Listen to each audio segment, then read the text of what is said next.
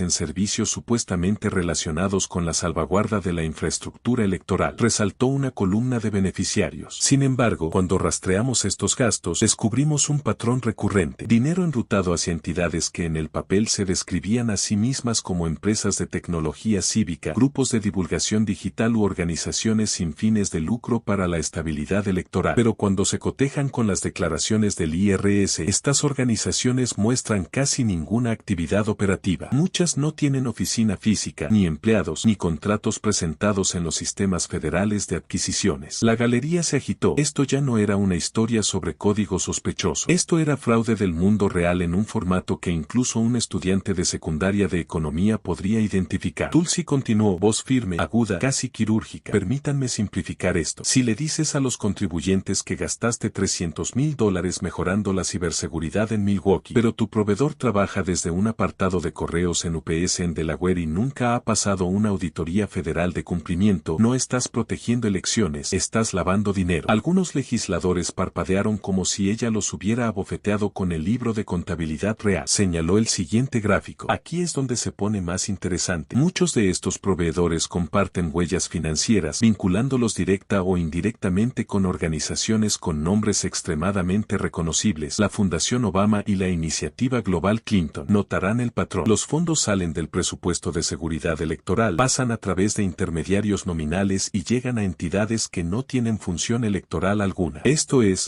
absurdo. Jeffries intervino. Congresista. Tulsi cortó. Lo absurdo es cobrar a los contribuyentes por mejoras de ciberdefensa que cuestan de 5 a 8 veces el estándar de la industria. Su empresa Fortune 500 promedio despediría a todo su departamento de TI por firmar contratos como estos. Amplió la pantalla de nuevo. Ahora una serie de comparaciones de costos llenaron la pantalla. Precio real de mercado para mejoras de seguridad basado en puntos de referencia federales. $90,000 a $150,000 por jurisdicción. Precio facturado a través de estos proveedores cuestionables. $500,000 a $1.2 millones. Mismos entregables, mismo producto, mismo cronograma. Una ola de murmullos recorrió la sala de audiencias. No comentarios tímidos, sino incredulidad absoluta. Tulsi no disminuyó la velocidad. Cuando los precios se disparan tan dramáticamente sin un cambio en el alcance, no estás comprando seguridad, estás comprando silencio. Alguien desvía el excedente, alguien bendice el papeleo y alguien finge que todo esto es normal. Schumer golpeó la mesa con la mano. No era el gesto digno de un legislador senior, sino el espasmo de un hombre que ve el suelo moverse bajo sus pies. Es una fabulista peligrosa, espetó. Ninguna de estas acusaciones ha sido validada. Esto es temerario. Está difundiendo falsedades para difamar instituciones que... La respuesta de Tulsi fue nítida y despiadada. ¿Falsedades, senador? Estos números provienen directamente de informes de gastos federales que su propio comité de asignaciones presupuestarias revisó. Si quiere disputarlos, explique por qué los costos de ciberseguridad en jurisdicciones profunda y tradicionalmente demócratas se multiplicaron misteriosamente mientras los gastos en estados republicanos se mantuvieron dentro de los rangos normales. ¿Fue inflación, un error de imprenta o simplemente alguien asumió que nadie rastrearía el dinero porque el sistema era demasiado enredado para que el público lo entendiera? El rostro de Schumer se enrojeció. Abrió la boca, luego la cerró, luego la abrió de nuevo. Un patrón más parecido al de una cámara web defectuosa que al de un estadista. Tulsi continuó. El fraude electoral no es la enfermedad, es el síntoma. El verdadero objetivo era mucho más simple: extracción financiera y consolidación política. Una vez que controlas el dinero y la infraestructura, los votos se convierten en una formalidad. La frase golpeó la sala como un trueno. Cada corresponsal comenzó a escribir inmediatamente. Cada productor de red se apresuró a preparar el chirón que detonaría en horario estelar. Y afuera de la cámara, como si esperaran la señal, las principales cadenas interrumpieron con alertas. ¿Es este un nuevo Watergate? Las palabras se repitieron en pantalla tras pantalla, un coro de incredulidad que hacía eco de lo que los propios legisladores estaban demasiado atónitos para articular. Tulsi metió la mano en su carpeta una última vez. Y si alguien aún duda de la naturaleza de estas transacciones, dijo, sacando un paquete grapado, le sugiero que examine este acuerdo de adquisición. Enumera transferencias de pago que totalizan varios millones de dólares por servicios ficticios y una firma digital atribuida a una exsecretaria de Estado. Lo colocó sobre la mesa, deslizándolo hacia adelante como un croupier que revela la carta final de una brutal mano de póker. Miren con atención, añadió, porque aquí es donde el rastro financiero deja de pretender ser inocente y nosotros. Un silencio se rompió en fragmentos cuando los legisladores se inclinaron, con los ojos abriéndose ante el inconfundible patrón de firma mostrado en la parte superior del documento, uno asociado en esta narrativa ficticia con Hillary Clinton. Y ahí fue donde Tulsi dejó de hablar, no porque le faltara más munición, sino porque el campo de batalla necesitaba un momento para registrar las implicaciones. El iceberg del que les había advertido antes, ahora estaban mirando la parte sumergida y congelada. En el momento en que Tulsi puso el contrato cuestionable sobre la mesa, aún con la inconfundible firma digital atribuida a una exsecretaria de Estado, la cámara se agitó con agitación. Schumer ladró órdenes a los asistentes. Jeffries buscó contraataques a toda prisa, y los periodistas fuera de la galería ya se peleaban por el ancho de banda. Tulsi no esperó. Alcanzó un documento más, un sobre de testimonio sellado etiquetado como declaración de denunciante, nivel de autorización 5. Lo sostuvo para que todos lo vieran, como un fiscal sostiene evidencia incriminatoria antes de asestar un golpe decisivo. Ya que a este comité le preocupa tanto la credibilidad de mis fuentes, dijo, permítanme leer una declaración certificada de un denunciante de inteligencia que trabajó directamente bajo la la División de Seguridad Electoral. Rompió el sello. El papel se desdobló lentamente, deliberadamente, como una cortina levantándose para el acto final de un tenso drama político. Tulsi se aclaró la garganta. Según comunicaciones internas, leyó: dos altos funcionarios del liderazgo de la era Obama instruyeron personalmente a los analistas de CISA que no divulgaran las vulnerabilidades conocidas en los sistemas de votación domésticos. La directriz fue explícita. Las vulnerabilidades fueron documentadas en 2019. Fueron categorizadas como de alto riesgo, pero fueron deliberadamente minimizadas y ocultadas al escrutinio público y del Congreso. Un murmullo atravesó la sala, no una reacción suave, sino un alboroto agudo, volátil e incrédulo. Papeles crujieron, sillas chirriaron, varios legisladores se giraron bruscamente hacia la bancada demócrata como exigiendo una explicación inmediata. Tulsi levantó la voz, y el denunciante no habló en código o eufemismos. Nombró a los individuos que emitieron la directiva. Enderezó el papel. Barack Obama y Hillary Clinton. La cámara detonó. Schumer golpeó el puño sobre la mesa con tanta fuerza que el micrófono se torció hacia un lado. Esto es indignante, gritó. Esta audiencia ha terminado si este comité permite tal calumnia. Y exijo la remoción inmediata de la directora Gabbard de su puesto en esta investigación. Está utilizando su posición para hacer guerra partidista. Tulsi no se inmutó. Colocó el testimonio prolijamente sobre la mesa y miró a Schumer con una calma fiscal implacable. Senador Schumer, la declaración está documentada, firmada, con marca de tiempo y presentada en los archivos del comité. Si cree que es una calumnia, entonces tal vez debería solicitar una investigación por perjurio contra el denunciante en lugar de atacar a la persona que lee su testimonio. Schumer abrió la boca de nuevo, pero Tulsi lo cortó como una mecha encendida corriendo por el suelo. Su indignación no refuta el contenido, solo prueba que teme las consecuencias. Jeffries se levantó a continuación, visiblemente luchando por mantener la apariencia de disciplina partidista. Esto no es más que un truco político, insistió. Una jugada coordinada entre Gabbard y el presidente Trump. Está convirtiendo esta audiencia en un mitin de campaña disfrazado de supervisión. Tulsi se giró hacia él con brusquedad. ¿Quiere hablar de coordinación?, dijo. Bien, hablemos de coordinación. Supresión coordinada de vulnerabilidades del sistema. Resistencia coordinada de 14 estados demócratas que se niegan a liberar datos de votantes. Sobreprecio coordinado de contratos de seguridad de 5 a 8 veces su valor real de mercado. ¿Quiere que el pueblo estadounidense crea que todo eso sucedió por accidente? Jeffries intentó replicar, pero su voz se quebró a mitad de la frase, un temblor de frustración que revelaba mucho más que sus palabras. Antes de que pudiera recuperarse, una voz tranquila pero firme surgió del lado demócrata de la sala. Era Joe Manchin y no estaba sonriendo. Señor presidente, dijo Manchin, poniéndose de pie con deliberación, si la información de la directora Gabbard se sostiene y estos registros y datos financieros parecen ser auténticos, no estamos lidiando con teatralidades partidistas. Estamos mirando la posibilidad de que un aparato federal construido bajo una administración continuara operando de maneras que el público nunca supo. Miró directamente a Jeffries y Schumer. Y si eso es cierto, no solo estamos debatiendo una elección, estamos enfrentando la sombra de una maquinaria interna que no responde a ningún votante, a ninguna supervisión y a ningún límite constitucional. La directora Gabbard tiene razón. Tenemos que abordar esto, no silenciarlo. Una onda expansiva atravesó la sala. Esto no era un republicano acusando a demócratas. Era un demócrata rompiendo filas, arrastrando la conversación a una nueva dimensión. Una donde la negación ya no parece fuerte, sino sospechosa. En ese momento exacto, como si hubiera sido convocada por la intensidad del enfrentamiento, la pantalla parpadeó una vez y luego se estabilizó. Sin distorsión, sin interferencia, sin sabotaje codificado. Los registros del servidor de la USB de Tulsi iluminaron la cámara de nuevo, pero esta vez con claridad nítida. El servidor gubernamental no autorizado, las rutas de acceso interestatales, las marcas de tiempo, la dirección de origen. Cada legislador en la sala miró fijamente la pantalla brillante, dándose cuenta de que el fallo técnico anterior ya no podía ser manipulado como coincidencia. La fuerza dentro del sistema que había manipulado la presentación antes estaba ahora expuesta por su propia desesperación. Fuera de la cámara, las principales cadenas de transmisión lanzaron noticias de última hora en un frenesí. Nombres de Obama y Hillary aparecen en audiencia de supervisión federal. Senado estalla mientras denunciante vincula a funcionarios de administración anterior con riesgos suprimidos en sistemas de votación. Paralelismos con Watergate son tendencia a nivel nacional. Dentro, la audiencia audiencia se precipitó en una colisión de incredulidad, furia y lealtades sacudidas. Bolígrafos cayeron. Abogados susurraron estrategias. El personal corrió en busca de declaraciones que aún no existían. Cada figura importante en la sala sintió lo mismo, lo admitieran o no. La historia había cruzado un umbral. Tulsi no necesitó levantar la voz. Su presencia hizo el trabajo por ella. Simplemente dio un paso atrás, con las manos apoyadas tranquilamente sobre la mesa, observando el terremoto político que había desencadenado expandirse por la sala como una onda de choque. Por primera vez en todo el día, ambos partidos entendieron la misma verdad. Nada sobre la política estadounidense volvería a ser lo mismo después de este momento, y el alboroto que resonaba en la Cámara señalaba el comienzo de una confrontación mucho más grande de lo que nadie había anticipado. La Cámara apenas había absorbido la declaración de Tulsi y los nombres de Obama y Hillary mencionados en voz alta en un procedimiento oficial, cuando el presidente levantó su mazo, no para calmar el caos, sino para desencadenar el siguiente paso inevitable. Pasamos a una votación de emergencia, anunció. Con efecto inmediato, nadie confundió el peso de lo que había dicho. La lucha ya no era sobre documentos o registros o firmas digitales. Era sobre si el Congreso tenía el valor de investigar a sus propios ancestros políticos. Jeffrey saltó como si su asiento estuviera electrificado. No puede hablar en serio, ladró. ¿Convocar a un comité selecto basado en testimonios no verificados? Esto es una emboscada partidista, nada más. Si lleva esto a cabo, responderemos con todos los medios legales disponibles, incluido el cierre de las operaciones gubernamentales hasta que este circo termine. Tulsi se cruzó de brazos. Amenazar con un cierre del gobierno para evitar una votación no es una defensa, es una admisión. Schumer cerró una carpeta de golpe. No seremos coaccionados para legitimar una venganza política. Si se forma este comité, desestabilizará a la nación. Millones dependen de los servicios federales. ¿Está dispuesto a poner al país solo para perseguir una fantasía construida sobre registros falsificados e histeria partidista? Un miembro republicano respondió al instante, inclinándose hacia su micrófono. Nadie está hablando de desestabilizar nada. Hablamos de transparencia. Hablamos de rendición de cuentas. El pueblo estadounidense merece saber si alguien interfirió en sus elecciones. Si no hay nada que ocultar, vote sí. Si le aterra una votación, eso le dice todo al público. Una ola de aprobación surgió de la bancada republicana. Jeffrey señaló a Tulsi con una mano temblorosa, su compostura deslizándose un latigazo a la vez. Usted está haciendo de juez, jurado y verdugo. Está coordinando con la Casa Blanca. Esta es la agenda de Trump disfrazada de jerga tecnológica. ¿Quiere una expedición de pesca? Bien, pero no vamos a verla mientras utiliza acusaciones infundadas para difamar a dos ex líderes del mundo libre. Tulsi intervino con voz firme a pesar de la espiral de tensión a su alrededor. Sigue llamándolo infundado. Sin embargo, cada pieza de evidencia que ha descartado ha sido autenticada. Cifras del DOJ, registros de CISA, registros de gastos federales. Si quiere defender a Obama o Clinton, presente contraargumentos, no amenazas. Los estadounidenses quieren respuestas, no teatralidades. Sus palabras cortaron la cámara como un bisturí. Incluso algunos asistentes demócratas hicieron una pausa a media frase. El presidente indicó a los secretarios que prepararan la votación nominal electrónica. La cuestión es si se autoriza un comité especial para investigar la conducta de los exfuncionarios Barack Obama y Hillary Clinton, incluida la supervisión de las vulnerabilidades del sistema electoral y la mala asignación financiera. Hagan sus votos. Un rugido llenó la galería. Cámaras flash, periodistas corriendo, cadenas irrumpiendo en cobertura en vivo. Luego, una voz irrumpió en el sistema de altavoces. La secretaria de prensa de la Casa Blanca, conectada desde una sala de briefing. El presidente ha revisado la evidencia de la directora Gabbard, dijo. Apoya la divulgación completa de todos los archivos clasificados relacionados con sus hallazgos. La administración cooperará plenamente con la supervisión del Congreso. Jeffries miró fijamente a los altavoces con incredulidad. ¿Lo está confirmando? ¿La Casa Blanca realmente está respaldando este circo? El lado republicano vio el momento. Nadie está por encima de la ley, declaró un miembro republicano. Ni Trump, ni Obama, ni Clinton. Si la evidencia apunta a mala conducta, la verdad saldrá a la superficie. Así es como funciona la República. La pantalla de votación se iluminó. Luces rojas, luces verdes, puntos cambiando uno por uno. Cada voto se sintió como otro ladrillo colocado en una pared que nadie podría derribar una vez completa. Schumer se inclinó hacia Jeffries, susurrando urgentemente. Pero cualquier plan que estuvieran construyendo se estaba derrumbando más rápido de lo que podían reconstruirlo. Los demócratas moderados dudaron, mirando entre su liderazgo y los documentos que Tulsi había presentado. Algunos claramente estaban imaginando los titulares y votaban no. Otros estaban imaginando los titulares y votaban sí. El recuento se acercó. Republicanos casi unánimes. Demócratas fracturados, impredecibles, divididos entre lealtad, miedo y supervivencia política. Cuando el voto final encajó en su lugar, la Cámara cámara se tensó. El presidente leyó el resultado. Con una mayoría de 2 votos, el comité selecto sobre la conducta electoral de Obama-Clinton queda establecido por la presente. La sala estalló, no en un debate ordenado, sino en una colisión a pleno pulmón de furia, triunfo, pánico e incredulidad. Los periodistas gritaban a las cámaras: Watergate 2025 ya es oficial. El Congreso ha lanzado una investigación sobre Obama y Hillary Clinton. Los asistentes demócratas corrieron hacia las salidas. Los republicanos intercambiaron señales de victoria. Schumer golpeó la mesa de nuevo, gritando por encima de los secretarios. Jeffries exigió una apelación. Cada voz chocaba con cada otra. La Cámara se transformó en un campo de batalla de acusaciones y contraacusaciones. A través del caos, Tulsi permaneció de pie, inmóvil pero inquebrantable, observando la tormenta política que había detonado expandirse por la sala como una onda de choque. Por primera vez en todo el día, ambos partidos entendieron la misma verdad. Nada sobre la política estadounidense volvería a ser lo mismo después de esta votación, y el alboroto que resonaba en la Cámara señalaba el comienzo de una confrontación mucho más grande de lo que nadie había anticipado. Tulsi salió de la Cámara justo cuando el resultado de la votación apareció en todas las pantallas de noticias de la capital. El alboroto detrás de ella aún rebotaba en las paredes de mármol. Demócratas gritando apelaciones de procedimiento, republicanos respondiendo con citas constitucionales, periodistas tropezando con su propio equipo en un esfuerzo por capturar reacciones. Pero por encima de todas esas voces en competencia, un cántico se elevó inequívoco de la multitud reunida fuera de la rotonda: Justicia para Estados Unidos. Justicia para Estados Unidos. La causa no era pulido, no estaba orquestado, pero cayó con más fuerza que cualquier comunicado de prensa que el liderazgo del Congreso hubiera emitido en la última década. Tulsi caminó directamente a través del rugido, sin reconocer a nadie, pero registrando a todos: veteranos que sostenían pequeñas banderas, jóvenes transmitiendo en vivo, personas mayores agitando carteles caseros exigiendo responsabilidad. Sabía que esta energía era volátil. La esperanza a menudo lo es. Un movimiento equivocado, una palabra descuidada de cualquiera de los partidos, y podría fracturarse en ira. Pero ahora mismo, por primera vez, el público sentía que tenían a alguien dentro del edificio que realmente luchaba por ellos en lugar de coreografiar discursos para las noticias por cable. Cuando finalmente llegó a su coche, hizo una pausa el tiempo suficiente para respirar el aire de la noche. La dispersión de periodistas que aún intentaban llamar su atención y el rastro de escombros políticos que había dejado atrás dentro de la Cámara. La batalla por el voto del comité había terminado. La guerra se intensificaría a partir de aquí. Esa noche, después de horas de sesiones informativas, mensajes de aliados y varias solicitudes urgentes de cadenas desesperadas por una entrevista en el aire, Tulsi finalmente entró en su casa. La casa estaba en silencio, el tipo de silencio que solo una persona que pasa todo el día en el caos del Congreso puede apreciar. Dejó su bolso en la encimera, sirvió agua en un vaso y dejó que el día se asentara brevemente. Su teléfono zumbó: un número no registrado. Mensaje: abriste una puerta que nunca debía ser abierta. Tú eres la siguiente. Tulsi lo leyó 2 veces, no por miedo, sino por irritación ante el cliché. Si vas a amenazarme, murmuró, al menos intenta ser original. Aún así, se lo tomó en serio. Amenazas como esta no venían de trolls de internet. La redacción era demasiado precisa, demasiado medida, demasiado confiada. Quienquiera que lo envió sabía que la votación del comité acababa de reescribir el mapa del poder en Washington, y querían que ella supiera que se había aventurado en un territorio donde las reglas ya no existían. Caminó hacia el monitor de su sala de estar y abrió la transmisión de seguridad de su casa. Nada inusual al principio. Luego, a mitad del metraje, vio una figura con capucha moviéndose con propósito, no con vacilación. Una persona que no estaba vigilando la casa, sino observando su camino desde el momento en que salió de su coche. La figura se demoró el tiempo justo para registrar su presencia, y luego se deslizó de vuelta a las sombras como alguien acostumbrado a permanecer sin ser grabado. Tulsi se acercó más, sin rasgos identificables, sin movimientos rastreables, solo una forma o recordatorio. Cambió a la cámara del camino de entrada. Fue entonces cuando lo vio. Una camioneta SUV negra estacionada al otro lado de la calle, sin luces, sin placas, el tipo de vehículo que las agencias federales usaban cuando no querían presentar papeleo. La SUV permaneció inactiva durante 15 minutos completos, con el motor funcionando lo suficiente para que el escape se viera, pero no lo suficiente para activar los sensores de movimiento. Luego, como respondiendo a una señal silenciosa, retrocedió y desapareció en la esquina. Tulsi se quedó quieta por un momento, no congelada, sino calculando. Esto ya no se trataba de desacuerdos políticos, ya no de audiencias, documentos o declaraciones públicas. La votación en el Congreso la había puesto directamente en el camino de personas que preferían que su influencia permaneciera invisible. Y los enemigos invisibles siempre creían que la intimidación funcionaba. Caminó caminó hacia la ventana, la suave luz iluminando su perfil. Su reflejo la miró fijamente, imperturbable, más agudo que horas antes, agudizado por lo que acababa de suceder. El miedo no tenía cabida aquí, no esta noche, no más. Esto es lo que hacen cuando están acorralados, dijo en voz baja. Y si están reaccionando tan rápido, golpeamos más cerca de la verdad de lo que esperaban. Afuera, el viento cambió. En algún lugar a lo lejos, el tráfico zumbaba, pero la sensación de vigilancia persistía como el regusto de una medicina amarga. Dulce apretó el teléfono, el mismo dispositivo que ahora llevaba tanto la amenaza como sus próximos pasos. El país había pedido a alguien dispuesto a entrar en el fuego, alguien dispuesto a confrontar lo que otros enterraron bajo cortesías políticas y retórica de procedimiento. La votación anterior demostró que el Congreso estaba dispuesto a mirar. La amenaza de esta noche demostró que alguien ahí fuera no estaba dispuesto a dejarles. Se alejó de la ventana con la expresión fija, no en desafío, sino en propósito. Y mientras caminaba más adentro de su hogar, preparándose para lo que el mañana exigiría, una línea resonó en sus pensamientos con la claridad de un veredicto. Antes de que la noche terminara, comprendió que la verdadera batalla no había comenzado en la audiencia.